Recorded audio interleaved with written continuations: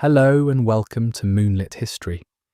Imagine an army so terrifying that cities surrendered at the mere rumour of their approach. Imagine warriors so skilled that they could fire arrows backwards while galloping at full speed. Imagine a man born in a felt tent who died ruling an empire larger than Rome at its peak, larger than Alexander's conquests, larger than anything the world had ever seen. In the year 1206, a gathering of Mongol chieftains elected a leader. His name was Temujin, but history would know him as Genghis Khan, the universal ruler.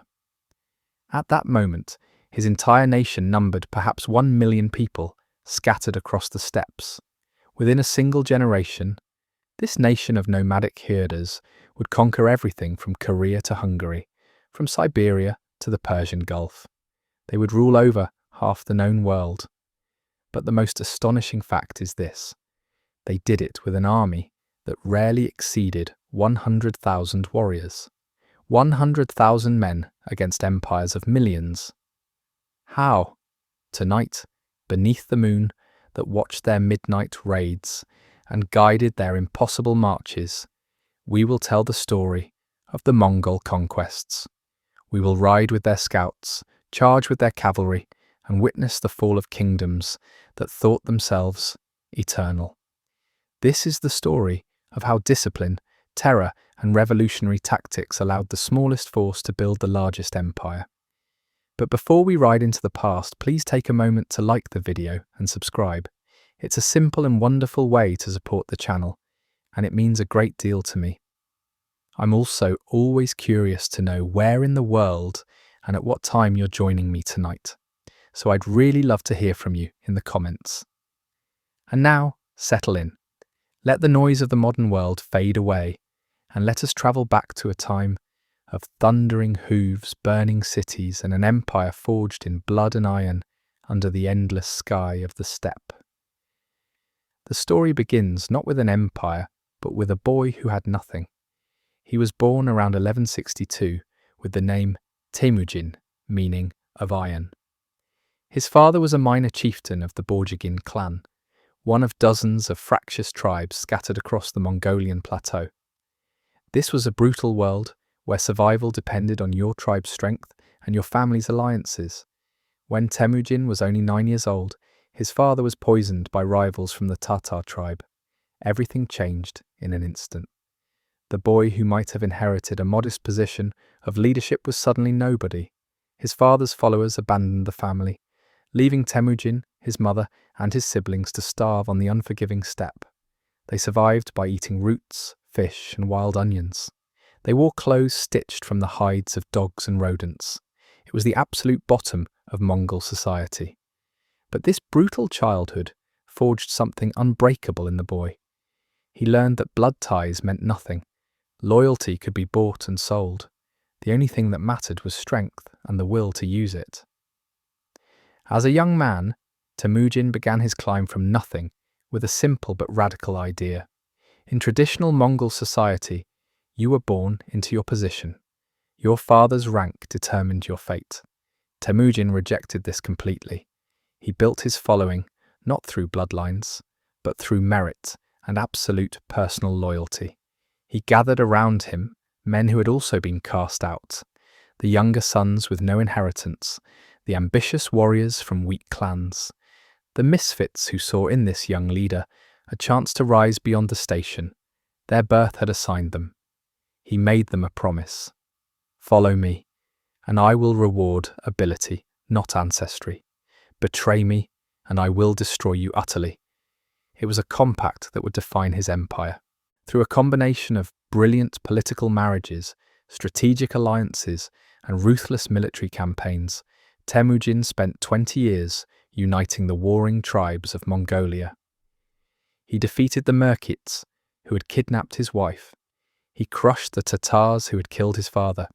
He outmaneuvered his childhood friend and blood brother Jamukha in a war that split the steppe. By 1206, every tribe, every clan, every warrior on the Mongolian plateau had either sworn allegiance to him or been annihilated. In that year, a great gathering called a Kurultai was held. The chieftains of all the united tribes came together and formally proclaimed Temujin as Genghis Khan. The title meant something profound. It was not king or emperor in the traditional sense. It meant oceanic ruler, universal leader, a man whose authority was as boundless as the sea.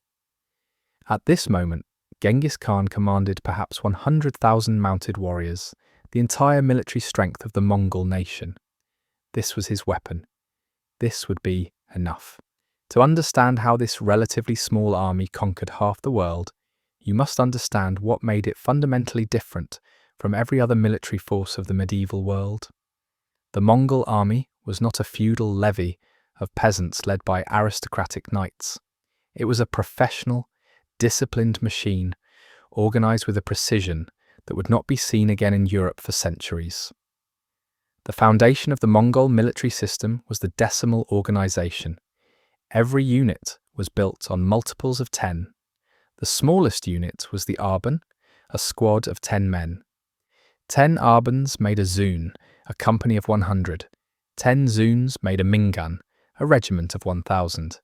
And 10 mingans made a tumen, a division of 10,000. This structure was brilliantly simple. Every man knew exactly where he belonged and who commanded him. Orders could flow down the chain of command with incredible speed and clarity, but the system was more than just organizational. It was a tool of social engineering.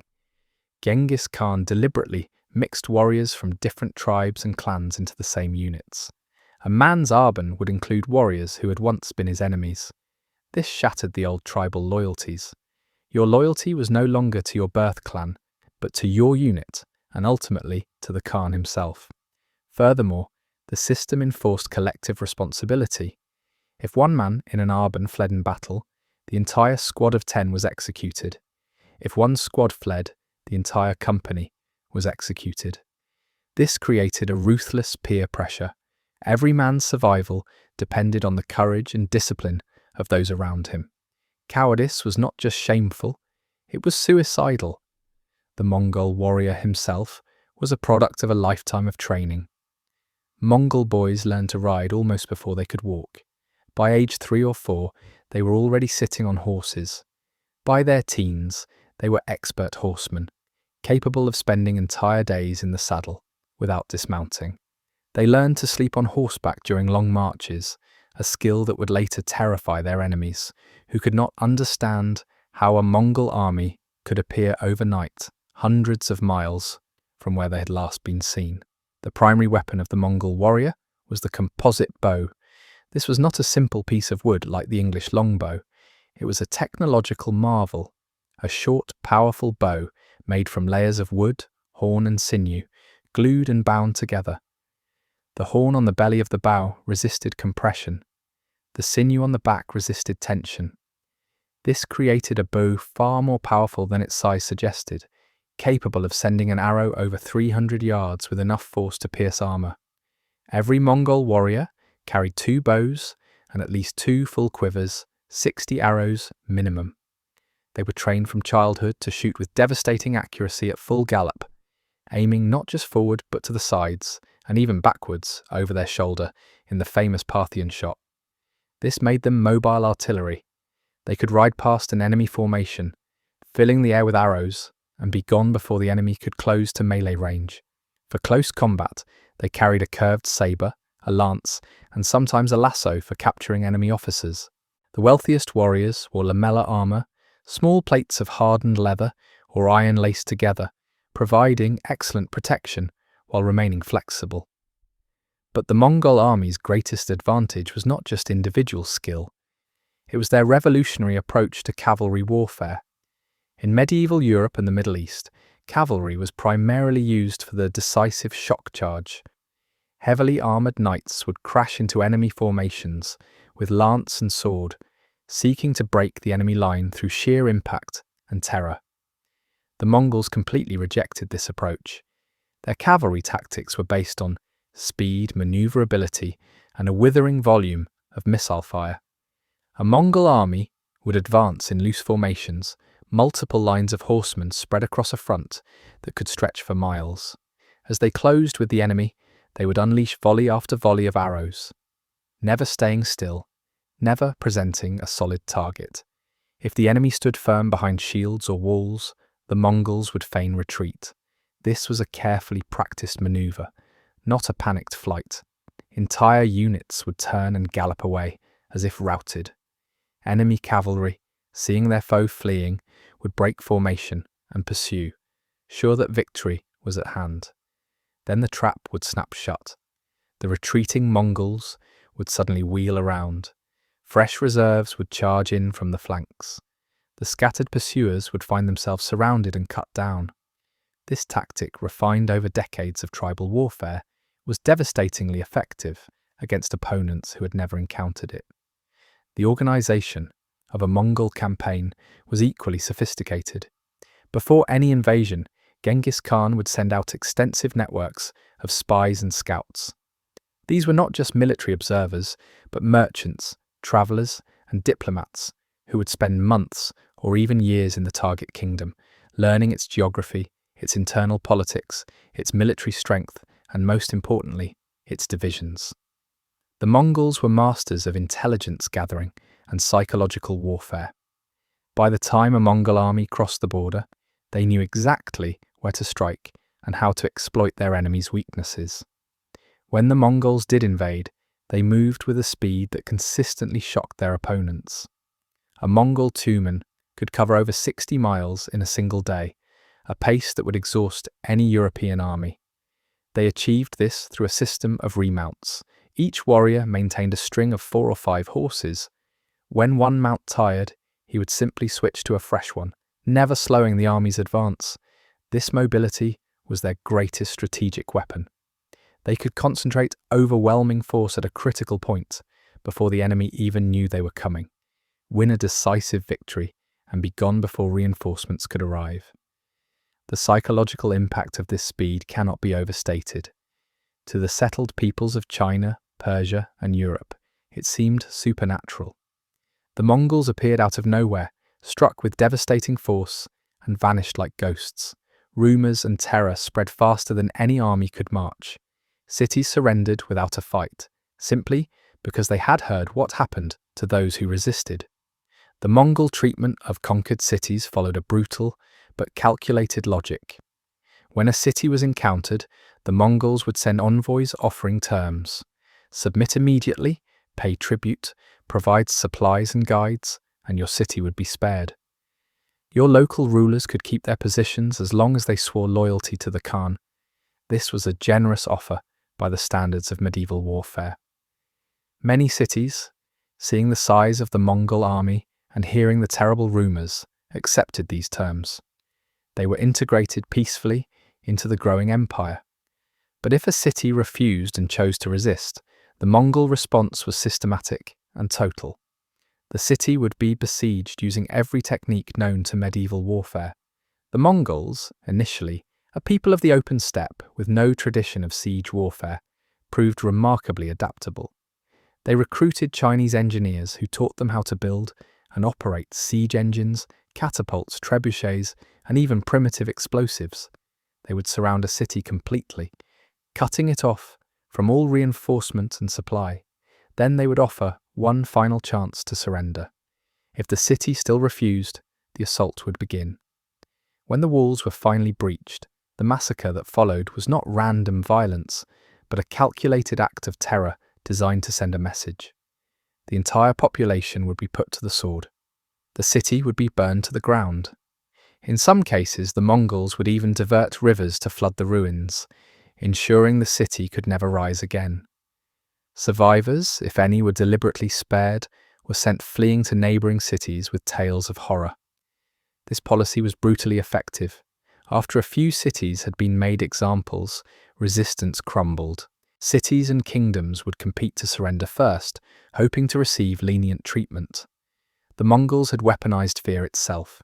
With this army and these tactics, Genghis Khan turned his attention to the world beyond Mongolia. His first great conquest was the Khwarezmian Empire, a vast and wealthy kingdom that stretched across Persia and Central Asia. The invasion began in 1219, sparked by an insult. The Shah of Khwarezm had executed Mongol envoys, a deliberate act of extreme disrespect in the diplomatic customs of the time. Genghis Khan's response would be total war. The Shah commanded an army of over 400,000 soldiers defending a rich, well-fortified empire. Genghis Khan invaded with approximately 100,000 Mongol cavalry. On paper, it seemed like an impossible fight. The campaign that followed was a masterpiece of strategic genius. Rather than attacking the Shah's main army directly, the Mongols split into multiple fast-moving columns. These columns swept through Khwarezm like a scythe, avoiding pitched battles, seizing or destroying cities at a terrifying pace. The Mongol scouts, riding ahead of the main force, created such confusion that the Shah never knew where the real threat was. His large army was paralyzed, unable to concentrate against an enemy that seemed to be everywhere at once. In less than 2 years, the Khwarezmian Empire, one of the most powerful states in the world, simply ceased to exist. Its great cities, Samarkand and Bukhara, were reduced to smoking ruins. The Shah died a fugitive on an island in the Caspian Sea. His son was hunted across Persia and finally killed. A civilization that had stood for centuries was erased. During the same campaign, Genghis Khan dispatched a force of only 20,000 men on a reconnaissance mission. This force, led by his generals Jebe and Subutai, was ordered to circle the Caspian Sea and probe the lands to the west. What followed was one of the most extraordinary military expeditions in history. This relatively small Mongol force rode through the Caucasus Mountains, defeated a Georgian army, and then emerged onto the steppes of southern Russia. There they encountered a combined force of Russian princes and their nomadic Cuman allies, an army totaling perhaps 80,000 men. At the Battle of the Kalka River in 1223, the Mongols used their classic tactics of feigned retreat and mobile archery to annihilate this force. The Russian princes were captured, bound, and placed under wooden boards. The Mongol commanders then held a victory feast, sitting on the boards as the princes slowly suffocated beneath them. This small expedition then calmly rode back across thousands of miles to rejoin the main army. They had defeated every force they encountered, explored an entirely new theatre of operations, and returned with detailed intelligence. It was a demonstration of the Mongol army's incredible capability and endurance. To the settled kingdoms, it seemed less like a military campaign and more like a natural disaster, a force of nature that struck without warning and could not be stopped. Genghis Khan died in 1227 during a campaign against the Xisha kingdom in China. Even his death was kept secret for months to avoid disrupting the military operations. His body was returned to Mongolia and buried in an unmarked location that has never been found. But the empire he created did not die with him. It continued to expand under his sons and grandsons for another 50 years. His third son, Ogedei, became the Great Khan and completed the conquest of northern China. His grandson Mongke continued the expansion, sending armies into the Middle East and Eastern Europe. And his grandson Kublai eventually conquered all of China, establishing the Yuan dynasty and becoming the emperor Marco Polo would later visit. But perhaps the most terrifying campaign came under Genghis Khan's grandson Hulagu, who was tasked with conquering the Islamic world. In 1258, Hulagu's Mongol army appeared before the walls of Baghdad. This was not just another city. Baghdad was the heart of the Islamic world, the seat of the Abbasid Caliphate, a centre of learning and culture that had stood for 500 years. The Caliph, confident in his city's massive walls and his faith in divine protection, refused to surrender. It was a catastrophic mistake. The Mongols surrounded the city with an army of perhaps 150,000, including their usual corps of Mongol cavalry, supplemented by Chinese engineers and Persian auxiliaries. They systematically broke down Baghdad's defences using siege engines and tunnelling. When they finally breached the walls, what followed was one of the worst massacres in human history. For a week, the Mongols killed every living thing in the city. Estimates of the dead range from 200,000 to over 1 million. The great libraries, containing irreplaceable works of science, philosophy, and literature, were burned. It is said that the Tigris River ran black with the ink from destroyed books and red with the blood of scholars. The caliph himself was captured, according to legend, because Mongol custom forbade spilling royal blood. He was rolled in a carpet and trampled to death by horses. The fall of Baghdad was a trauma from which the Islamic world took centuries to recover. The cultural and intellectual loss was staggering, but for the Mongols it was simply another city that had refused to submit and paid the price. By the 1260s, the Mongol Empire had reached its greatest extent. It stretched from the Pacific Ocean to the Mediterranean Sea, from the frozen forests of Siberia to the jungles of Southeast Asia. It was the largest contiguous land empire in history, covering over 24 million square kilometers. This was more than twice the size of the Roman Empire at its peak, and this vast domain had been conquered by an army that rarely fielded more than 100,000 truly Mongol warriors at any one time. How did they do it?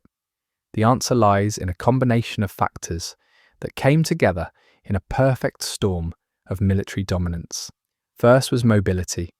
The Mongol cavalry could move faster and farther than any army in history, allowing them to concentrate force where their enemies were weakest and vanish before superior numbers could be brought to bear. Second was discipline and organization. The decimal system and the merging of tribal identities created a unified professional army that followed orders with mechanical precision. Third was adaptability. The Mongols began as steppe nomads with no knowledge of siege warfare or naval combat, but they quickly learned from conquered peoples, recruiting Chinese engineers, Persian administrators, and even European craftsmen. Fourth was psychological warfare. The deliberate creation of a reputation for invincibility and mercilessness meant that many enemies surrendered without a fight, understanding that resistance meant certain death, while submission offered survival. Fifth was the revolutionary nature of Mongol society under Genghis Khan. By destroying the old tribal aristocracy and promoting men based on ability, the Khan created a meritocracy that could draw on the talents of an entire people. The best warriors, the smartest generals, the most skilled administrators rose to the top regardless of their birth. And finally, there was the will of one man. Genghis Khan created a vision of universal empire, a single authority under heaven, and he imbued his people with the absolute confidence that this vision could be achieved. The Mongols believed they were destined to rule the world, and this belief made them nearly unstoppable. But the story of the Mongol conquests is not just one of destruction.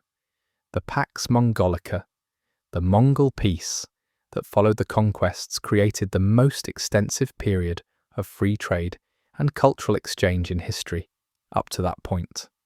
The Silk Road, for the first time in centuries, was completely safe. A merchant could travel from Venice to Beijing without fear of bandits or arbitrary taxation. Marco Polo's famous journey was only possible because of Mongol protection. Ideas, technologies, and goods flowed freely across Eurasia. Chinese innovations like gunpowder and printing spread west. Islamic science and mathematics spread east. The Mongols themselves were remarkably tolerant in religious matters. Genghis Khan established freedom of religion throughout his empire, exempting all priests and holy men from taxation. In the Mongol capital of Karakorum, Christian churches, Muslim mosques, and Buddhist temples stood side by side. This was not ideological tolerance, but pure pragmatism. The Mongols cared about tribute and obedience, not what gods their subjects worshipped. This massive exchange of ideas and culture was an unintended but profound consequence of military conquest. Yet the empire that had been built with such speed and violence would fragment just as dramatically. The fundamental problem was succession. Mongol tradition held that all of a father's sons had a claim to inherit, leading to constant, devastating civil wars.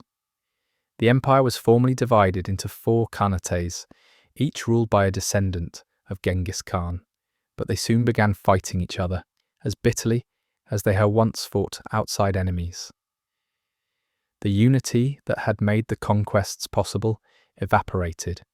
By the 14th century, the great Mongol Empire had fractured into separate states, many of which were conquered or absorbed by the very peoples they had once ruled.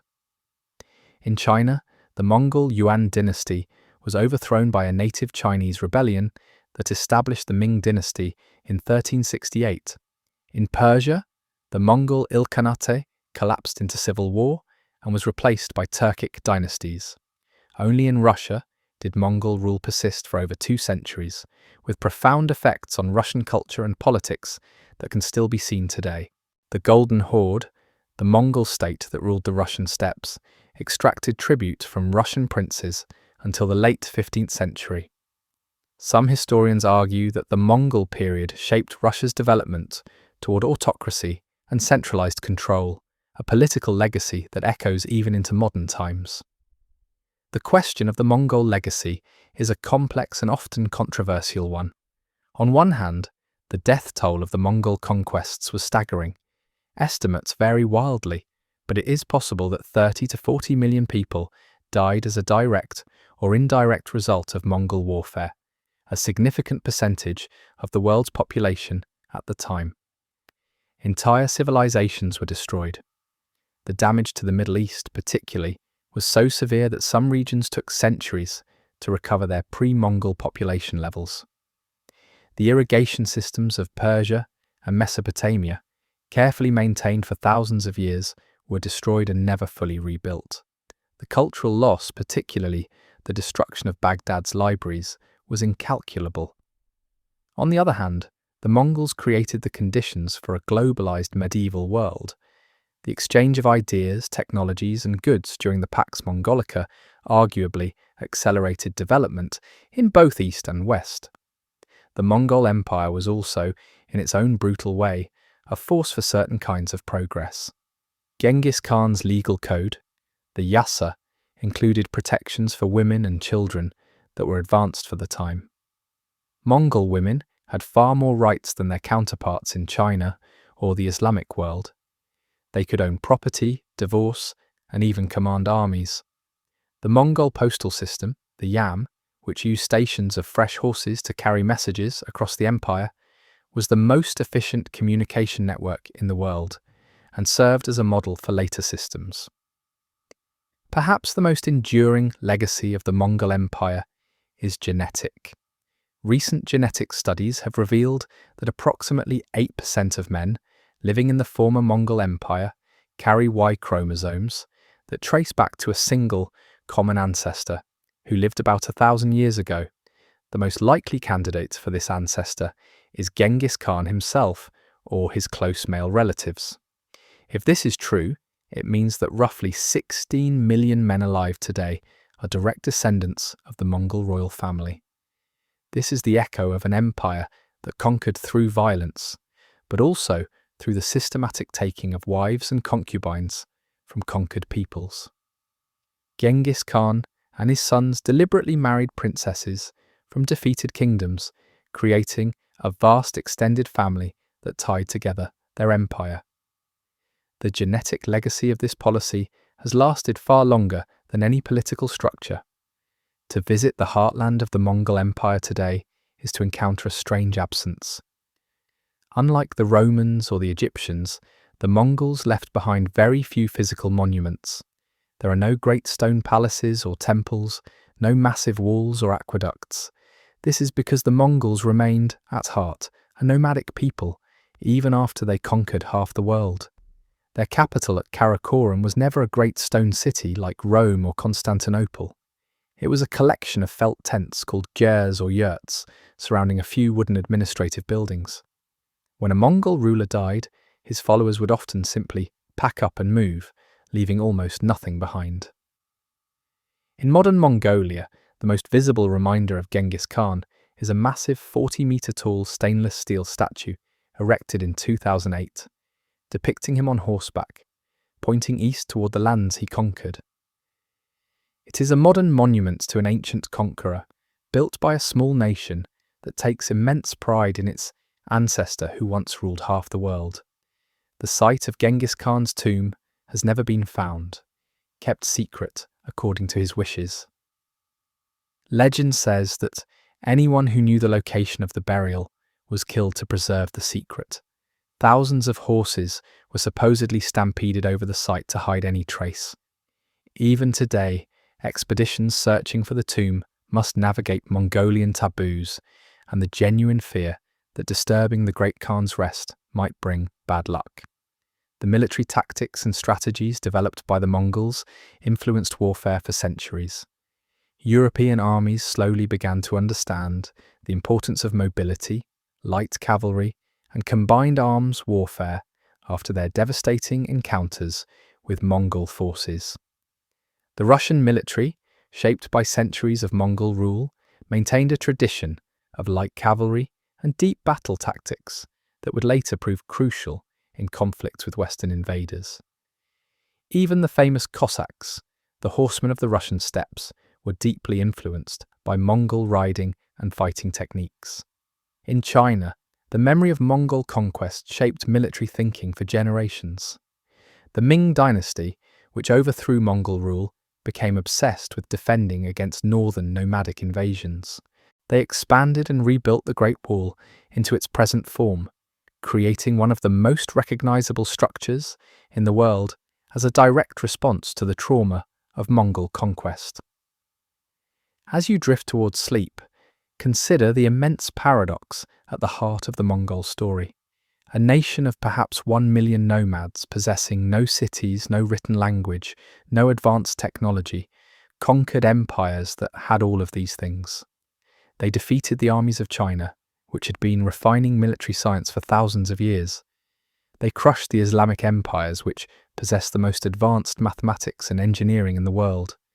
They terrified Christian Europe, which prided itself on its armoured knights and castles. How? The answer is not mystical or supernatural. It is a reminder of a fundamental truth about human conflict.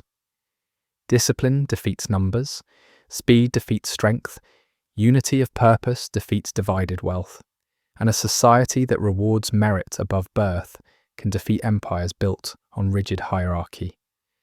The Mongols succeeded because they created a military system that maximized the effectiveness of each warrior, and a social system that mobilized the talents of an entire people in service of a single goal.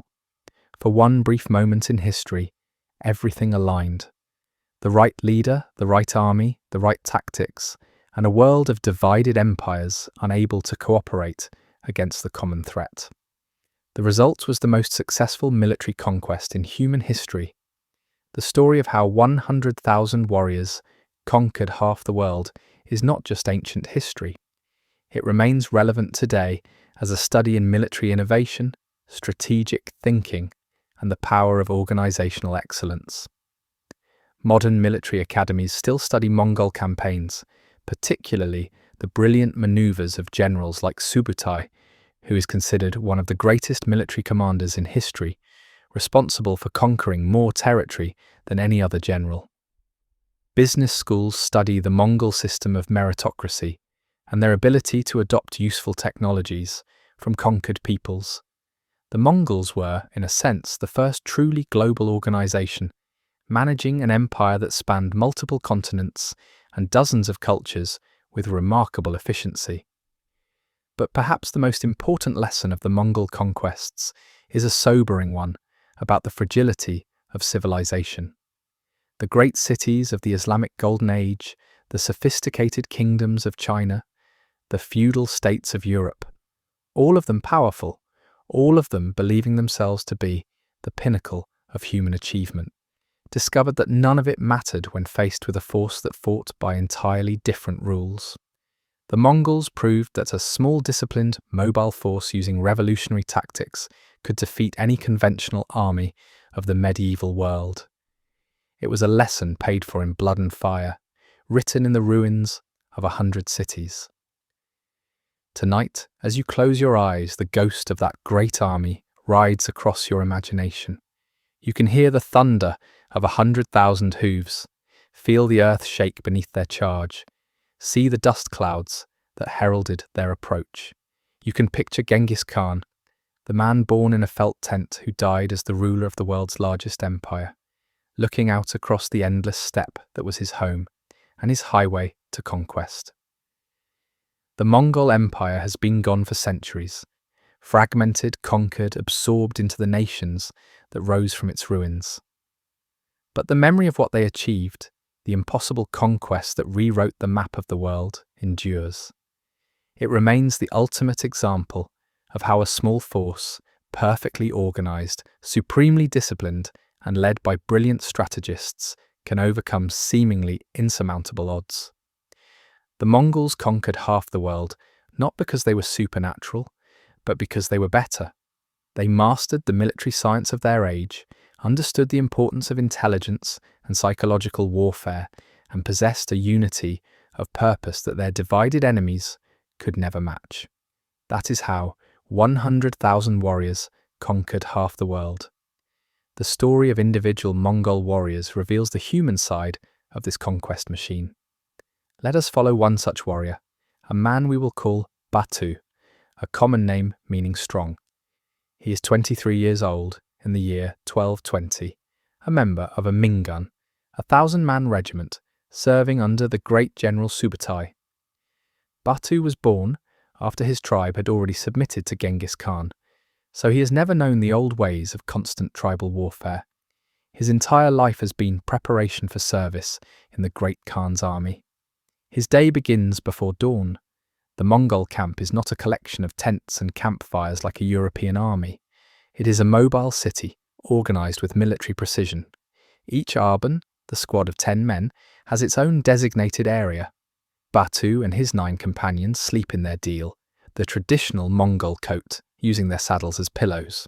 There are no morning roll calls or bugle sounds. Every man simply knows his duty and performs it. Batu's first task is to check his horses. He maintains a string of 4 mounts, each with its own purpose. There is his fastest horse for scouting and pursuit, his strongest for carrying supplies, his steadiest for archery while riding, and his most reliable for battle. He checks each animal's hooves, looking for stones or injuries that could lame them. He inspects their teeth and eyes, searching for any sign of illness. A Mongol warrior's horses are more than transportation. They are his survival. Without them, he is nothing. After tending his horses, Batu eats a simple breakfast. The Mongol diet on campaign is remarkably efficient and requires no cooking fires that might give away the army's position. He drinks kumis, fermented mare's milk that provides nutrition and a slight alcoholic content. He eats dried meat, bort sog, a hard-fried bread that keeps for months, and dried curds. In times of great urgency, a Mongol warrior could survive for days by opening a vein in one of his horses, drinking a small amount of blood, and then carefully sealing the wound. The horse would recover, and the warrior had the sustenance to continue. This ability to operate without supply lines was one of the Mongols' greatest advantages. Training occupies much of Batu's day when the army is not actively engaged in combat. Even though he has been riding since he was 3 years old and shooting arrows since he was 5, the training never stops. The Mongol army conducts constant drills. Entire tumens, 10,000 men, practice the complex maneuvers that make their tactics so effective. They rehearse the feigned retreat, with units galloping away in apparent disorder, then wheeling and reforming with perfect precision at a signal. They practice the caracol, riding past a stationary target while every man fires arrows in sequence, creating a continuous storm of projectiles. They work on communication. In the noise and chaos of battle, orders are transmitted through a system of flags, drums, and mounted couriers. Every warrior must be able to instantly recognize and respond to these signals. The penalty for missing a signal or executing an order incorrectly is severe, often death, so the men practice until their responses are automatic. Batu is also part of the intelligence network that makes the Mongol army so effective. When the army approaches a new region, scouts like him are sent out in all directions, sometimes 100 miles ahead of the main force. They travel in small groups of 3 or 4 men, moving at night, observing from hilltops, questioning any travelers they encounter. They are looking for information about enemy troop movements, the location of cities and fortifications, the state of roads and bridges, the availability of water and grazing. This information flows back to the generals who use it to plan their campaigns with incredible precision. Batu remembers his first real battle, a siege of a Persian city whose name he never learned. He had been terrified, not of death, but of showing cowardice in front of his Arban. The collective responsibility system meant that his fear could get all of his companions killed. But when the assault began, his training took over. He and thousands of other warriors rode in great circles around the city walls, launching arrows at the defenders, never staying still long enough to be targeted effectively. The siege engines operated by Chinese engineers who had been conscripted into Mongol service hurled stones and fire at the walls. After 3 days, a breach was opened. Batu was part of the assault force that poured through the gap. The fighting in the narrow streets was brutal and close. His bow was useless. He fought with his sabre, hacking at defenders who appeared from doorways and alleys. The resistance lasted less than an hour. Then came the aftermath, the systematic massacre that was Mongol policy for cities that resisted. Batu did not participate in the killing of civilians. He was assigned to the detail that looted the city's treasures, gathering gold, silver, and valuable goods that would be distributed according to rank and merit. He tried not to look at the bodies, at the rivers of blood running in the gutters. This was the price of resistance. This was the message that would make the next city surrender without a fight. The distribution of loot was conducted with meticulous fairness according to the decimal system and rank. After a city was taken, everything of value was gathered in one place. The officers would take their shares first, the largest going to the generals, then to the commanders of Minguns and Zuns, down to the leaders of Arbans. Then the common warriors would receive their portions. But here was the genius of the Mongol system. Even the lowest warrior received a substantial share. A common horseman like Batu, after a successful campaign, might return home with more wealth than his father had seen in an entire lifetime. This created a powerful motivation. Every warrior knew that courage and success in battle would be directly rewarded. The Mongol system was not feudal. You did not fight for the greater glory of a lord who would hoard all the wealth. You fought for yourself, for your family, and for your companions. The Khan took his tribute, but the rest was divided fairly among those who had bled for it. Batu's experience was repeated hundreds of thousands of times across the vast territories the Mongols conquered. Each warrior was a small but essential part of the machine, trained to perfection, motivated by the promise of wealth and the fear of collective punishment, bound to his companions by ties stronger than blood.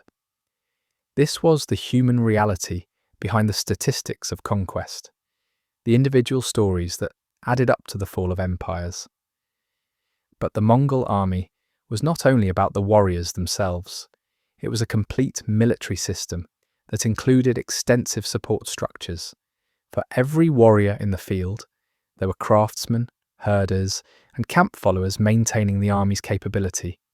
Mongol armies travelled with enormous herds of spare horses, sometimes 5 or 6 animals for every warrior. These herds were managed by specialists who could treat injuries, manage breeding, and ensure a constant supply of fresh mounts. When the army settled into a siege, temporary workshops would be established. Blacksmiths would repair weapons and arrow points. Fletchers would produce thousands of arrows. Leather workers would repair saddles and armour. Bowyers would craft new composite bows, a process that took months and required precise layering of wood, horn and sinew.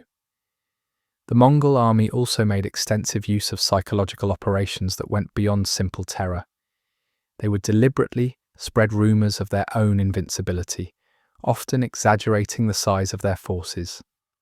A Mongol two-man of 10,000 men would light enough campfires for 50,000, creating the illusion of overwhelming numbers.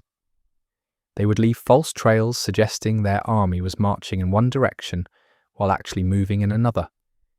They would capture enemy soldiers, treat them well, and then release them to spread stories of Mongol mercy to those who surrendered. Then they would destroy the next city that resisted with such totality that the earlier mercy seemed like a lost opportunity. This created a psychological pressure that was often more effective than any siege engine. Cities would tear themselves apart with internal debates about whether to resist or surrender, sometimes opening their gates to the Mongols just to end the agonizing uncertainty. The Mongol approach to governance of conquered territories was surprisingly pragmatic and flexible. Unlike many conquerors who tried to impose their own culture and religion on subject peoples, the Mongols were largely content to leave existing systems in place as long as tribute was paid and orders were obeyed. In China, they maintained the Confucian bureaucracy and even adopted many Chinese customs. In Persia, they employed Persian administrators and adopted Persian court protocols.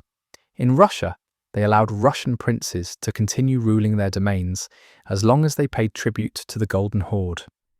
This flexibility was partly pragmatic. The Mongols were too few to directly govern vast populations, but it was also ideological. Genghis Khan believed that all peoples and all religions were ultimately subject to the eternal blue sky, the Mongol supreme deity. As long as subject peoples acknowledged Mongol supremacy, the details of how they worshipped or governed themselves were irrelevant. This religious tolerance was remarkable for the medieval world. In Mongol-controlled territories, Christians, Muslims, Buddhists, and practitioners of traditional religions all coexisted under a single imperial authority. The Mongols granted tax exemptions to all religious institutions and holy men, considering them to be performing valuable services by interceding with the divine on behalf of the empire. The integration of conquered peoples into the Mongol military system was another key to their success. As the empire expanded, the core of ethnic Mongol warriors remained relatively small, but it was supplemented by contingents from conquered peoples. Turkic nomads from Central Asia, who shared a similar lifestyle and military tradition with the Mongols, were integrated directly into the cavalry units. Chinese and Persian infantry provided garrison troops for occupied cities. Conscripted engineers and craftsmen from across the empire provided the technical expertise for siege warfare and logistics. This created a multi-ethnic military force that at its peak might include ethnic Mongols, Turks, Chinese, Persians, Russians, and even captured Europeans, all fighting under the banner of the Khan. The chain of command and the military discipline held this diverse force together. Every soldier, regardless of his origin, was subject to the same brutal discipline and the same system of rewards. This created a professional military identity that transcended ethnic boundaries. The famous Mongol communication system, the yam, was another crucial component of their military and administrative effectiveness. This was a network of postal relay stations established at regular intervals across the empire, typically about 20 to 30 miles apart. At each station, fresh horses and riders were kept ready. A message could be carried from one end of the empire to the other at astonishing speed. Couriers bearing the Great Khan's golden paisa, a tablet certifying their authority, could requisition food, horses, and shelter at any yam station. They were required to ride at full speed, changing horses at every station until the message was delivered. This system allowed the Mongol leadership to coordinate operations across thousands of miles. An order from Karakoram could reach the armies in Persia or Russia within weeks, a communication speed unmatched until the invention of the telegraph. The yam system also served as an intelligence network. Local officials were required to report any significant news to the nearest station, ensuring that information about rebellions, natural disasters, or foreign threats reached the capital quickly. The Mongol legacy in different regions varied dramatically based on how long they ruled and how they interacted with local cultures. In China, where Mongol rule lasted less than a century under the Yuan dynasty, the impact was significant but ultimately temporary. The Mongols left behind a tradition of religious tolerance and a more cosmopolitan outlook, as China during the Mongol period was connected to a vast international trading network. But Chinese culture was so strong and so rooted that it eventually absorbed and transformed the Mongol conquerors. By the time the Yuan dynasty fell, the Mongol rulers had become largely Sinicized, adopting Chinese customs and language. In Persia and the Middle East, Mongol rule under the Ilkhanate lasted about 80 years. The impact here was more destructive and longer lasting. The sophisticated irrigation systems that had supported agriculture in Mesopotamia for thousands of years were destroyed and never fully rebuilt. The population declined dramatically and took centuries to recover. But the Mongols also brought a period of cultural flowering once the initial destruction ended. The Ilkhanid period saw remarkable achievements in Persian art, particularly in miniature painting and book illustration, as Persian artists were exposed to Chinese techniques brought by their Mongol overlords. In Russia and Eastern Europe, the Mongol impact, often called the Tatar yoke, lasted the longest and cut the deepest. The Golden Horde ruled the Russian steppes from the 13th to the 15th century, a period of over 200 years. Russian princes were required to travel to the Horde's capital to receive their patents of authority. They paid heavy tribute and provided military assistance when demanded. This period profoundly shaped Russian political culture. Some historians argue that the experience of Mongol rule, with its emphasis on absolute authority and centralized control, influenced the development of Russian autocracy. The Russian Empire that would later emerge bore certain organizational similarities to the Mongol model, particularly in its use of a postal system modeled on the yam and its approach to governing a vast multi-ethnic territory. The Mongol period also created lasting linguistic and cultural influences. Many Russian words related to administration, taxation, and military affairs are derived from Turkic and Mongol origins. The question of whether the Mongol conquests were ultimately beneficial or catastrophic for human civilization remains debated by historians. The destruction was undeniable and immense. Cities that had stood for centuries were erased. Libraries containing irreplaceable works of science and literature were burned. Irrigation systems and agricultural infrastructure that had sustained civilizations were destroyed. The death toll, as a percentage of global population, was staggering. Some estimates suggest that the Mongol conquests killed more people than any other series of wars until the 20th century. The trauma was particularly severe in the Islamic world, which never fully recovered its previous position of cultural and scientific leadership. Yet the period of Pax Mongolica that followed the conquests created unprecedented opportunities for exchange and contact between civilizations. The transmission of technologies, ideas, and goods during the Mongol period had profound long-term effects. Gunpowder technology spread from China to the Middle East and Europe. The concept of paper money was introduced to Persia. Persian medical knowledge reached China. European travelers like Marco Polo brought back detailed information about East Asia that would later inspire the Age of Exploration. The Mongol Empire, for all its violence, created the first truly global trading network since the Roman Empire. One of the most fascinating aspects of Mongol history is how quickly the conquerors were themselves conquered culturally by the peoples they ruled. In every region, within a few generations, the Mongol ruling class began to adopt the local language, religion, and customs. In Persia, the Ilkhans converted to Islam and became patrons of Persian culture. In China, the Yuan emperors adopted Chinese court ceremonies and employed Chinese scholars. In Russia, the Golden Horde gradually became culturally Turkic and Muslim. This process of cultural absorption meant that the distinctive Mongol identity that had created the empire gradually dissolved into the civilizations it had conquered. By the 15th century, the only place where traditional Mongol culture survived, relatively unchanged, was in Mongolia itself, where the descendants of the conquerors had returned to their nomadic ways on the steppe, maintaining the old traditions but shorn of their imperial power. The transformation of the conquerors into the conquered is perhaps the ultimate irony of the Mongol story. The military innovations of the Mongol period continued to influence warfare long after the empire fragmented. The emphasis on cavalry mobility and firepower influenced European military thinking, particularly in Eastern Europe, where centuries of contact with steppe peoples had taught hard lessons about the limitations of heavy cavalry. The Ottoman Empire, which rose to power in the same period the Mongol Empire was fragmenting, adopted many Mongol military practices, including the use of horse archers and the organization of the army into decimal units.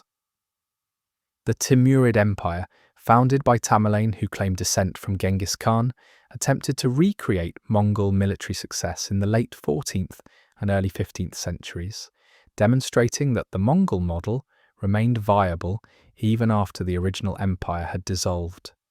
The influence extended even to Europe, where military theorists studying the Mongol campaigns noted the importance of intelligence gathering, rapid movement, and the coordination of different types of forces. These lessons would eventually contribute to the development of modern combined arms warfare.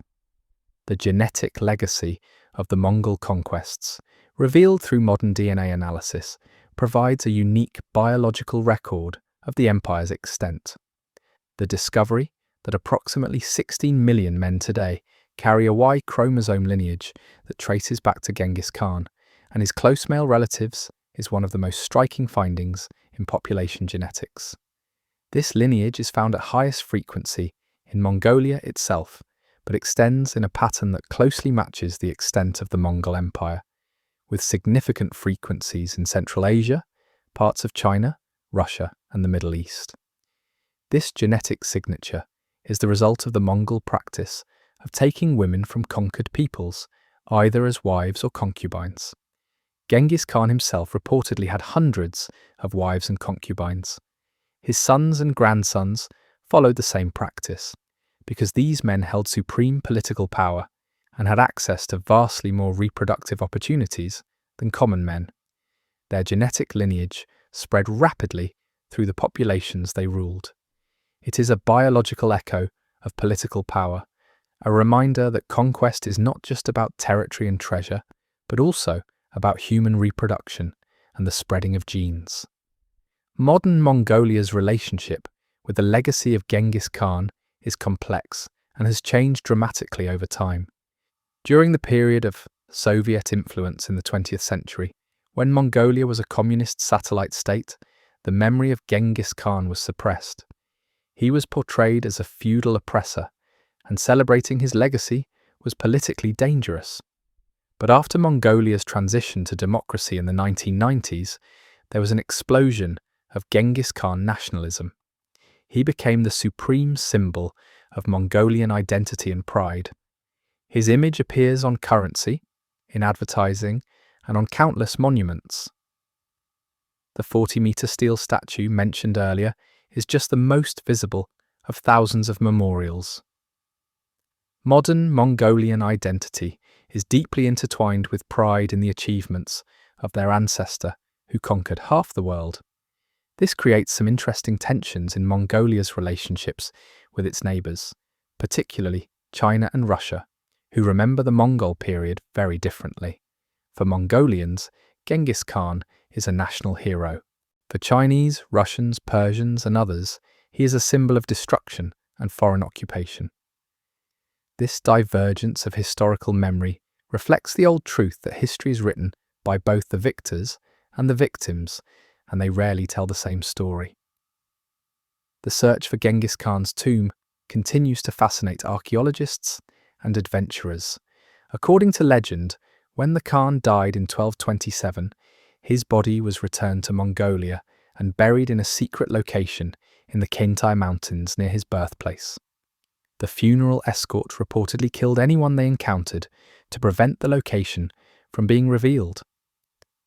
After the burial, horses were stampeded over the site to obliterate any surface traces. A river may have been diverted to flow over the grave. Trees were planted to hide the disturbance. The result was so effective that the location has remained unknown for nearly 800 years. Numerous expeditions have searched for the tomb using everything from traditional archaeological techniques to ground-penetrating radar and satellite imagery. The tomb has never been found. There is also a cultural dimension to the search that complicates matters. Many Mongolians believed that disturbing Genghis Khan's rest would bring bad luck or even disaster. There are local taboos against excavation in certain areas of the Kentai Mountains. Some argue that the tomb should remain unfound, that the mystery itself is part of the Khan's legacy. Others believe that finding and excavating the tomb, which presumably contains incredible treasures and historical artifacts, would provide invaluable insights into Mongol culture and history. The debate between those who would disturb the dead for knowledge and those who would let the great conqueror rest in peace continues. As you lie in the quiet darkness, let your mind wander across the vast expanse of the Mongol Empire at its height. Imagine standing on a hill overlooking the steppe and watching a Mongol army on the march, a river of horsemen stretching to the horizon, moving with coordinated precision, the thunder of 100,000 hooves shaking the earth. Imagine the terror of a city watch standing on ancient walls, seeing that dark mass approaching, knowing that resistance means death but surrender means survival. Imagine the impossible speed of their advance, covering in a day what other armies would take a week to march. Imagine the discipline that allowed 100,000 men to act as a single unified force, responding to orders instantly, maneuvering with a precision that seemed supernatural to their enemies. The Mongol conquests were not magic. They were the result of revolutionary military organization, brilliant tactical innovation, strategic genius, and the forging of a unified people from fractious tribes. They were the culmination of countless small decisions and actions by men like our fictional Batu, common warriors who trained endlessly, maintained their equipment obsessively, followed orders without question, and fought with the knowledge that their survival depended on the courage and skill of their companions. The empire these men built was the largest in history, but it was also the most fragile. Built on military prowess alone, without a strong economic or cultural foundation, it could not survive the inevitable succession disputes and the gradual cultural absorption of the conquerors by the conquered. Yet for one brief moment in history, the impossible was achieved.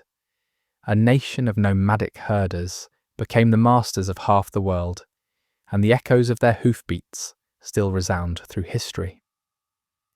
Thank you for riding with me on this long journey across the steppes and into the heart of the greatest conquest in history. I hope the thunder of Mongol hooves and the tale of their impossible victories have brought the mystery and power of the medieval world to life. Until the next moonrise, I wish you a calm and peaceful night.